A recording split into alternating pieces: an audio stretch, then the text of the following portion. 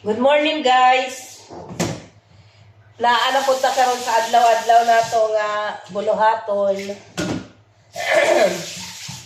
Naglungag ko karon kay lami among sudan gitaga amis kusinero.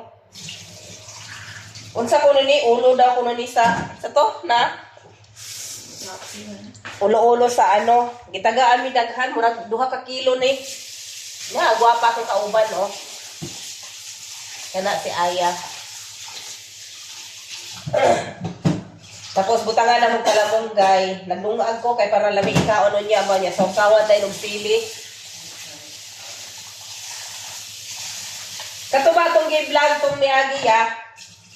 Daghan na ba yung comments? Comment. I-comment back mo. Mau gani. Busy ba yan ang linya? Sige, diha lang mo. Tanaw sa lang mo. Asa sa tayo, Maria? Tapos school. Ano naman? Pautas Emily.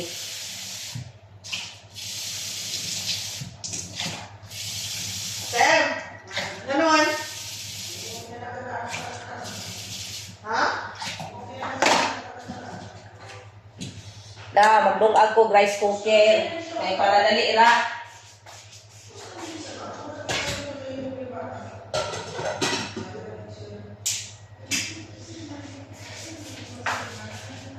Ang isda nga. Gitagaan ko bis kusinero. Ulo ba sa... Ambot singa na nga isda. Uy nga. Tagpo man. Puro ulo.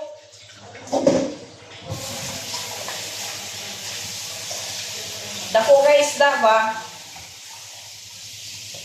Kabalo ba ka? Ang mga boss ba yan? Di ba nahilig silang ulo? Kita ng mga workers. Kita nga mga workers, atong may dala, makasipid ta kay ang sweldo ba nato, igo na kuwang pagalit.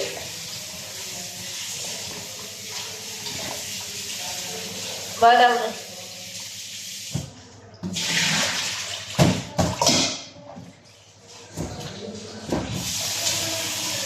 pakulo na dahil tag ininit ka tubig. Kulay ko sa akong buhok guys kay hindi bang tiguang na ta para makauyab punta oy gahak sige na tanig para baho wa tay uyab.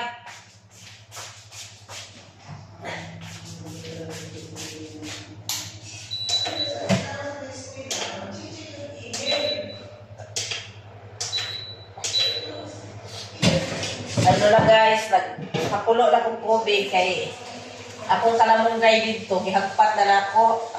Tama na siguro ni tubig ya. Mag-utro ko kay nagpakulo kong tubig sa ano, electric kay para dali na magluto ba og sabaw nga isda.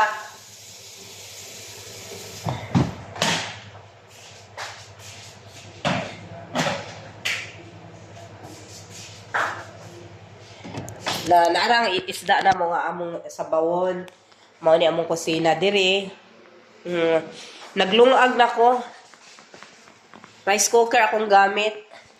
Tapos kini, nagpakulo na ko diri oh. Tanawa. Dako kay upat baya mi mga on. Dato mi guys kay duhay among repo. Na ang kalamunggay. Na diri among Madam Emily na mo ni among lutoon karon. Salamat sa pag-like sa among channel, YouTube channel. Bye-bye.